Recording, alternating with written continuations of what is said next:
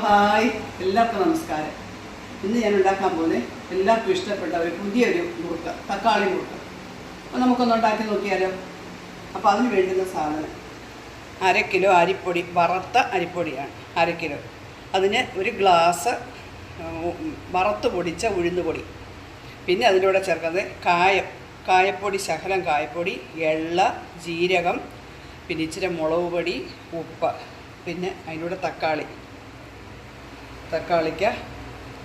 അടിച്ച് നല്ലപോലെ അടിച്ചത്.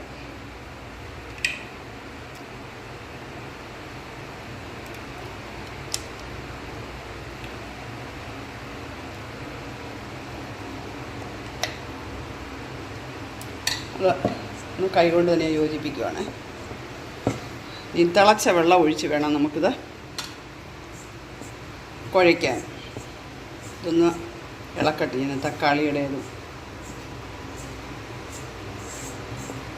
ഉഴുന്നുപൊടി, കായപ്പൊടി ശകലം, എള്ള, ജീരകം, മുളക് പൊടി ശകലം. ഇപ്പം ചെറിയ 2 തക്കാളിക്ക് അടിച്ചത്. ഇനി ഞാൻ തിളച്ച വെള്ളം ഒഴിക്കാൻ പോവാണേ. ഉപ്പും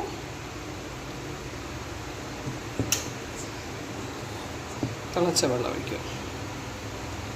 തിളച്ച വെള്ളം ഒഴിച്ച് കുഴയ്ക്കാൻ പോകും.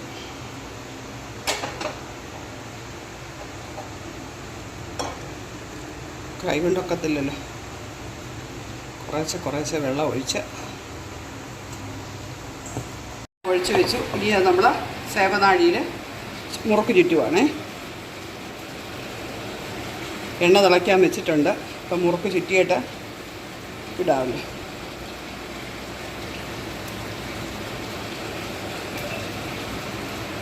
എൻ്റെ കൊച്ചുമോൾ പറഞ്ഞു, അമ്മൂമ്മ ഇച്ചിരി തക്കാളി മുറുക്കുണ്ടാക്കണം. കണ്ടൻ്റെല്ലാം ഒന്ന് പിന്നെ നമുക്ക് ഇച്ചിരി തക്കാളി ഇവിടെ ചേർത്താൽ മതിയല്ലോ. അപ്പോൾ അതൊന്ന് ചെയ്ത് കൊടുക്കണ്ടേ. കുഞ്ഞുങ്ങൾ, അതും പ്രത്യേകിച്ച് കൊച്ചുമക്കൾ പറയുമ്പോഴേ ചെയ്യാതിരിക്കാൻ പറ്റുമോ?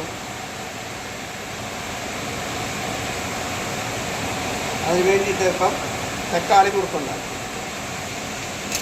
ഇത് എണ്ണയ്ക്കകത്തിട്ട് കോരുമ്പോൾ കുറച്ചുണ്ടാക്കി വെക്കാം. നമുക്ക് 5-6 ഉണ്ടാക്കി വെച്ചില്ലേലോ. പെട്ടെന്ന് എണ്ണ തിളച്ച് കഴിയുമ്പോൾ പിന്നെ എണ്ണയ്ക്കകത്തോട്ടിടുവാണ്. ഒരു 5 എണ്ണം മതി. എല്ലാം അടുപ്പിച്ച് വേണമെങ്കിൽ 1 കൊണ്ടാണ് 6 എണ്ണം. ഇത് നമുക്കെടുത്തിട്ട് കാണിക്കണം. ഇതിനകത്തിൽ നമ്മൾ മാവ് കുഴയ്ക്കുമ്പോഴേ ഒരു കാര്യം ഞാനങ്ങ് മറന്നുപോയി. ഒരു ശകലം നെയ്യൂടെ ചേർക്കണം. ഞാൻ മറന്നുപോയത് ശകലം നെയ്യൂടെ ചേർക്കുന്ന കാര്യം പറയാൻ മറന്നുപോയി. നമ്മുടെ നല്ല മുറുക്ക് റെഡിയായി. അടത്തിയിടണമെങ്കിൽ അടത്തിയിടാം. അതിൽ യാതൊരു കൃത്രിമ സാധനങ്ങളും ഇല്ല. നമ്മൾ വീട്ടിലുണ്ടാക്കുന്ന മുറുക്കാണ്. എന്നാൽ ടേസ്റ്റ് ചെയ്ത് നോക്കിയാൽ അറിയാം.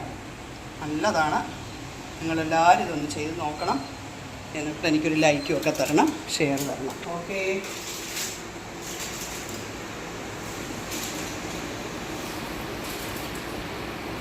ബൈ.